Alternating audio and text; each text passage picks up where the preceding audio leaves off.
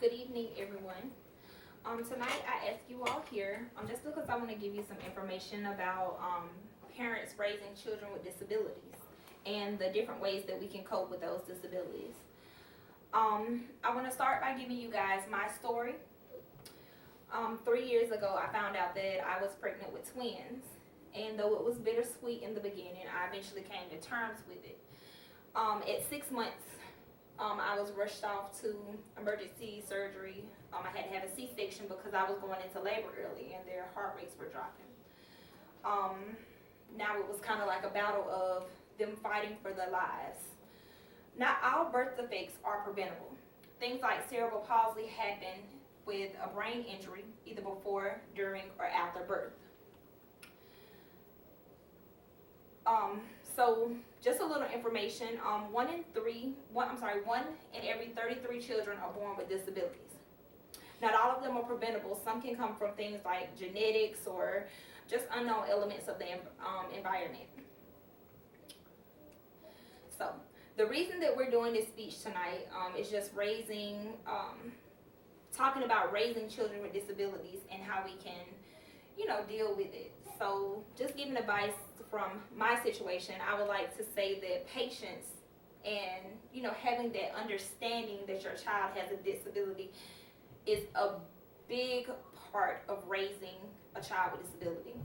You have to have that patience, that understanding, that unconditional love that not everyone can give a child with special needs because they are difficult to deal with. Another thing that we deal with parents is placing blame. We want to blame ourselves for our children being disabled. If I would have done this different, my child would be healthy. If I would have ate this way, if I would have lived my life this way, my child would be healthy. And when we deal with things that are challenging, we have to look at it in the best way. God gives his hardest battles to his strongest angels. Another thing that I want to make sure we kind of touch on is knowing what causes birth defects and disabilities in children. With my daughter, she has cerebral palsy, so I wanted to kind of understand what causes cerebral palsy. And it can be many things, from a lack of oxygen to a brain damage, even brain bleeding, which was Journey's case. She had a grade 4 brain hemorrhaging and a lack of oxygen to her brain, and that's what caused her cerebral palsy. There are other things, like I said before, genetics, environmental causes, certain foods. So, you want to make sure that you eat the way you're supposed to. Consuming too much fish with mercury can cause birth defects. So, we just have to be mindful of the things that we put into our bodies. Dealing with a child with disability and the disability that child faces, you have to make sure that you're giving your child the proper care, but you also have to make sure that you're properly caring for yourself.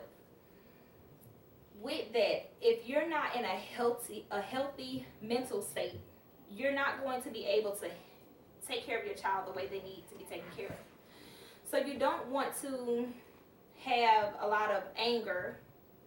Yes, your child is going through this. Yes, your child may be in pain, but you want to find God in all aspects of everything that's going on in your life. And so when you deal with something as difficult as a child with disability, you just want to find that faith in him, that he gave you this child for a reason, and find the best way to cope that helps with you. Another thing that you want to try to do is try maybe just doing some counseling. A sister, a cousin, a friend, a mother that you can just lean on and talk to. A shoulder to cry on. Crying releases a lot of stress, if you haven't noticed that in any other aspect of your life. So again, disabilities are something that we may be able to control in certain aspects, but in other parts, it's just something that happens. So I would like to end by saying that God made special babies for special parents. Those with enough love, patience, and understanding to give them the unconditional love that they need, the support that they need. So I want to make sure that, you know, I just inspire and encourage you guys in many different ways and let you know that you're not alone. So, I want to give you my references, just some pages if you would like to look at it. Cerebralpalsy.org is a great website for you to go to just to get more information on dealing with cerebral palsy. They offer counseling through online services. They offer a lot of different things if it's something that you want to look into or something that you're dealing with or a family member is dealing with. And also on the CDC.gov, they offer a lot of helpful information, not only on cerebral palsy, but just any health or birth defects or just anything that you're dealing with. So in closing, I want to thank you guys for coming, and you guys have a wonderful night. You've been great.